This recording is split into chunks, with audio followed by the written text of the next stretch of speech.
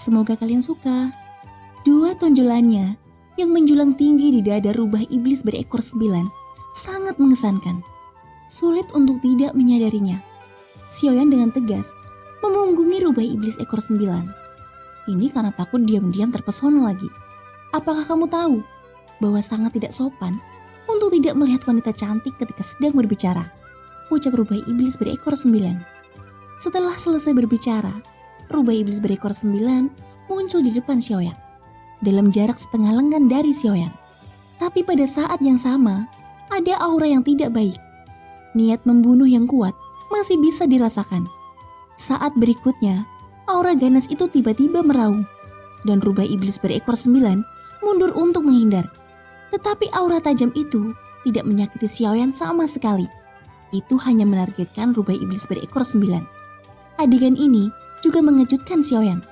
Ketika dia mengangkat kepalanya di langit, dia bisa merasakan bahwa sumber aura ini datang dari sang ratu yang duduk di singgasana tanduk naga. Sungguh wanita yang galak. Dia sudah cemburu bahkan sebelum aku menciummu, ucap rubah iblis berekor 9 tersenyum menawan.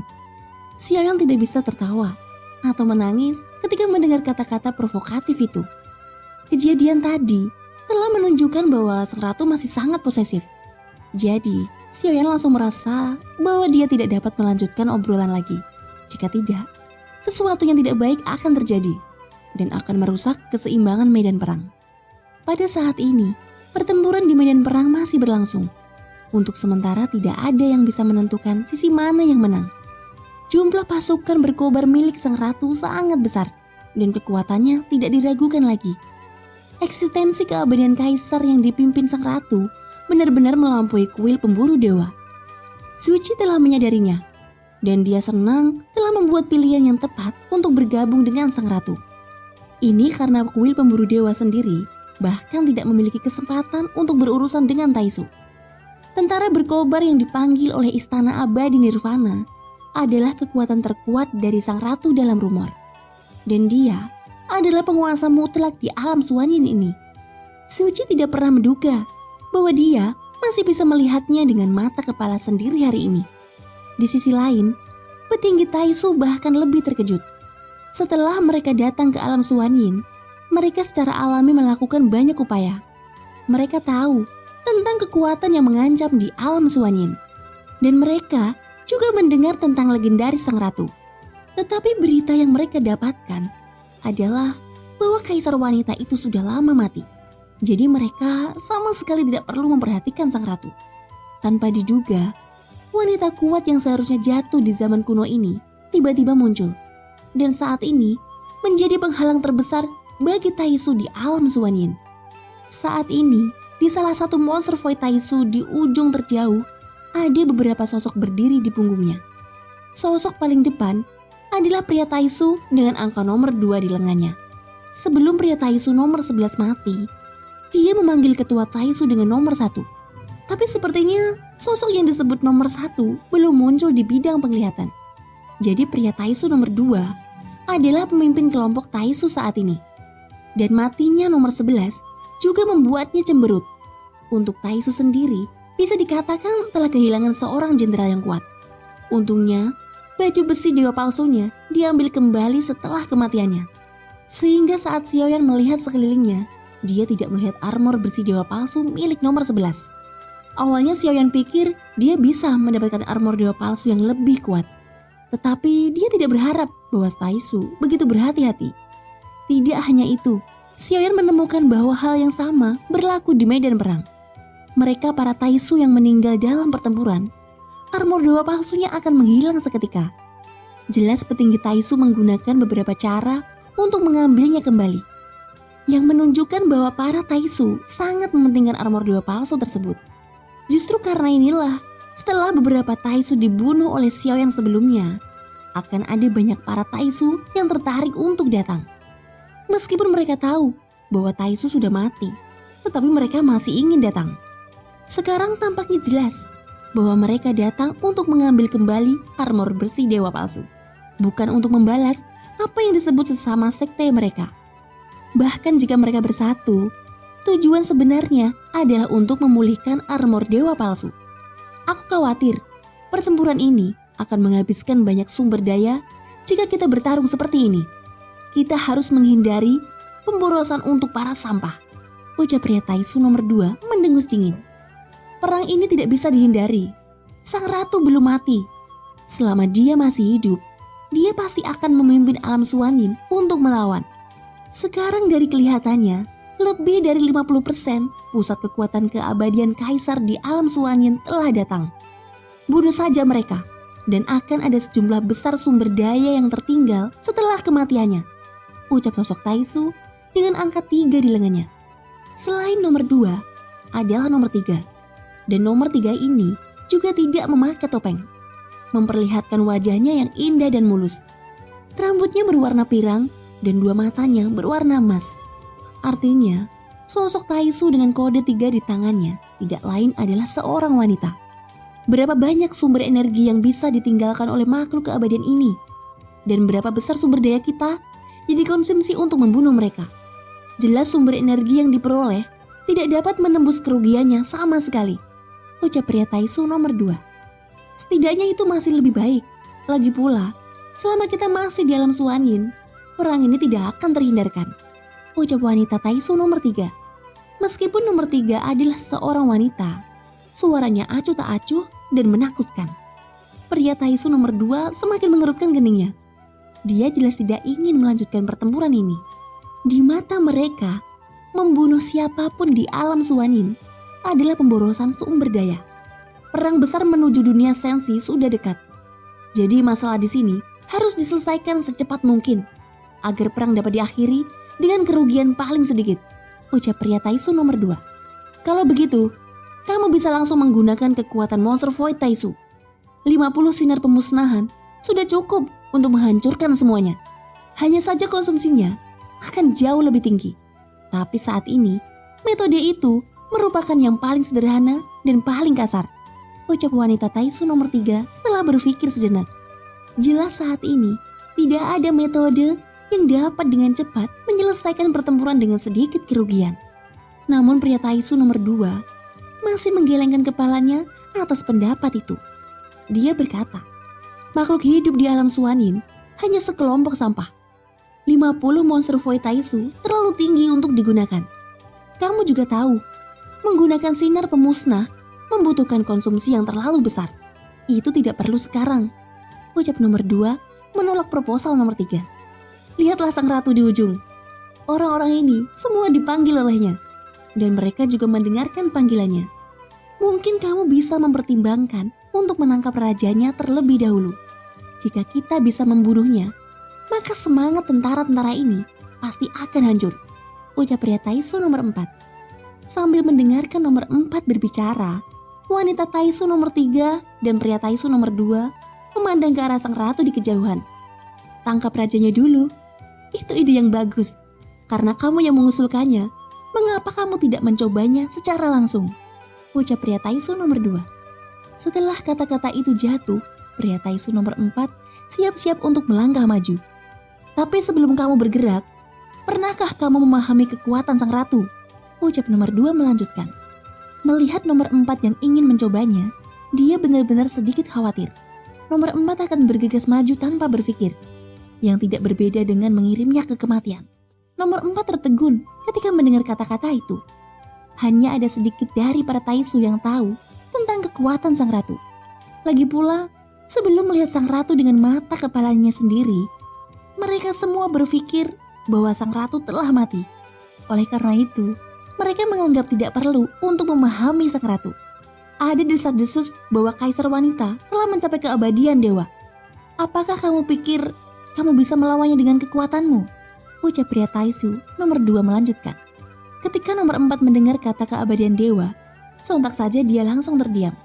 Namun setelah nomor 2 mengatakan ini, wajah cantik nomor 3 merasa ada yang salah. Matanya memandangi sang ratu yang duduk di singgasana tanduk naga di atas istana nirvana abadi. Kami telah melakukan banyak penyelidikan sebelumnya, dan memang terbukti bahwa sang ratu telah lama mati. Jika dia benar-benar keabadian dewa, mengapa dia membiarkan kami menjarah sumber daya alam Suanin sampai sekarang? Sepertinya agak tidak masuk akal untuk memikirkannya. ucap wanita Taisu nomor 3. Begitu ucapan ini keluar, baik nomor 2 dan nomor 4 mau tidak mau meliriknya. Seolah itu terdengar sangat masuk akal. Maksudmu dia hanya berpura-pura sekarang? Atau dia benar-benar telah mati dan sekarang dia hanyalah sisa jiwa? Tanya pria Taisu nomor 2. Nomor 3 menyipitkan matanya. Dia terus menatap sang ratu dan berkata dengan serius setelah beberapa saat. Ya, itu adalah fakta yang paling masuk akal. Dia hanya disengaja tidak menunjukkan kekurangannya.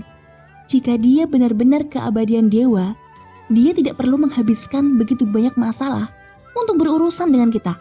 Kami benar-benar tidak memiliki kemampuan untuk berurusan dengan keabadian dewa. Sejauh ini, dia masih menunggu dan menonton. Bahkan dari kelihatannya, dia tidak berencana untuk bergerak. Kupikir kaisar wanita bukan lagi kaisar wanita yang kuat dalam rumor. Artinya, kekuatannya saat ini seharusnya hanya menjadi sisa jiwanya. Ucap wanita Taisu nomor 3 menganalisisnya dengan hati-hati. Nomor 2 dan nomor 4 mengangguk satu demi satu, menunjukkan bahwa apa yang dikatakan nomor 3 memang sangat masuk akal. Jika sang ratu cukup kuat, dia akan mengambil tindakan untuk membasmi mereka sejak lama. Itu masuk akal. Jadi sekarang, siapa di antara kalian berdua yang akan mencobanya? Jika itu benar-benar seperti yang kamu katakan, kamu hanya perlu mengujinya untuk mendapatkan jawabannya. Ucap pria Taisu nomor 2. Jika percobaan ini benar seperti yang dikatakan nomor 3, maka terobosan akan ditemukan dalam perang ini. Dan hidup sang ratu akan segera hilang. Hanya saja resikonya sangat tinggi. Saat ini, bahkan nomor 4 yang awalnya ingin mencoba pun memilih untuk diam. Lagi pula, kata keabadian dewa terlalu mengejutkan. Tidak ada yang menjawab tawaran nomor 2. Jelas tidak ada dari mereka yang punya keberanian untuk datang menguji sang ratu. Sepertinya semua orang tidak mau. Karena metode ini tidak berhasil, mari pikirkan metode lain. Ucap pria Taisu nomor 2 ketika melihat tidak ada yang menjawab. Dia tidak memaksa siapapun untuk bertindak. Tepat ketika mereka masih ragu-ragu, tiba-tiba saja sosok Dewa Roh Kematian menerobos barisan terakhir Taisu. Seseorang, segera hentikan dia! Teriak sebuah suara di medan perang. Dewa Roh Kematian benar-benar melakukan pembantaian secara brutal. Dia hanya seorang diri. Setiap tebasannya langsung menghancurkan tentara elit Taisu. Darah berceceran di mana-mana. Tumpukan mayat yang tak terhitung jumlahnya tergeletak di tanah. Dewa Roh Kematian yang tinggi dan kuat itu melambaikan senjata perunggu di tangannya. Setiap kali dia mengayunkannya itu, pasti akan menimpa orang Taisu. Dan armor dewa palsu dari tentara elit Taisu tidak dapat menahan tebasannya yang sangat kuat. Serangkaian suara tumpul tersebar di seluruh medan perang. Serangannya sangat sederhana, tapi itu adalah jenis serangan yang tidak pernah meleset. Setelah beberapa saat, tidak ada yang berani berada di sekitar Dewa Roh Kematian.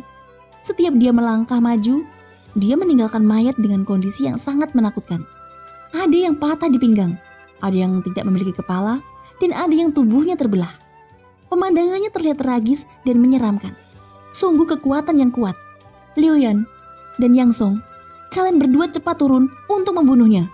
Teriak pria Taisu nomor 2 segera memerintahkan. Setelah kata-kata itu jatuh, dua sosok dengan angka 9 dan 10 di tangan mereka segera melangkah maju. Musuh yang kalian hadapi cukup kuat. Kalian bisa menggunakan kekuatan terlarang bila diperlukan.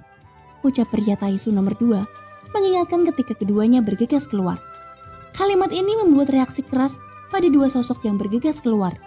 Ketika mereka berdua mendengar seni bela diri terlarang, mata mereka tiba-tiba dipenuhi kecermelangan.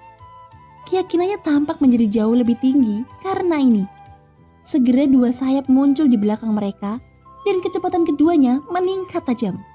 Gerakan menderu dari keduanya begitu keras sehingga hampir setengah dari orang di medan perang melihatnya. Adapun sosok di sekitar Dewa Roh Kematian, mereka tanpa sadar menyingkir seolah-olah mereka ketakutan. Semua pasukan Taisu memandangi keduanya yang datang bersiul. Baru kemudian, rasa takut di hati mereka langsung digantikan oleh kegembiraan. Tampaknya datangnya nomor 9 dan nomor 10 sangat menyemangati hati mereka yang baru saja diintimidasi oleh Dewa Roh Kematian. terlihat dua pedang besar yang berisi kekuatan abadi agung dengan cahaya keemasan tiba-tiba meraung. Itu menyapu ke arah dewa kematian, dan kehampaan tampak bergetar di bawah tebasan ini. Menghadapi serangan sengit dari keduanya, dewa roh kematian mengayunkan senjata perunggu di tangannya. Itu berputar selama beberapa saat, mengangkat senjata perunggu lalu mengayunkannya dengan keras. Percikan api meledak, suara gemuruh yang keras menyebar, dan serangan keduanya mengandung kekuatan abadi yang sangat kuat. Keduanya sangat percaya diri dalam bidikan mereka. Armor dewa palsu di tubuh mereka memiliki kilau keemasan yang gelap. Selain itu, ada 5 kristal merah di dada mereka yang memancarkan cahaya. Di level ini, mereka dapat melepaskan kekuatan abadi tanpa takut dalam pertempuran. Hanya saja, ketika serangan keduanya mengenai beliung kapak perunggu di tangan dewa kematian, serangan dahsyat itu seperti tongkat kayu yang menghantam batang besi. Senjata di tangan keduanya langsung ditopang oleh kekuatan yang kuat, tidak lebih, dan tiba-tiba pecah. Keduanya terkejut. Reaksi pertama mereka adalah siap-siap untuk bergerak mundur. Tetapi suara dewa roh kematian tiba-tiba terdengar sebelum keduanya sempat mundur. "Tetap di tempatmu," ucap dewa kematian. Keduanya benar-benar berhenti. Dewa roh kematian bergerak maju melewati asap dan debu dengan cara yang mengesankan. Sosoknya melesat secara eksplosif, berniat memenggal kepala kedua orang itu sekaligus. Thank you guys sudah mendengarkan ceritaku sampai akhir. Semoga hari kalian menyenangkan.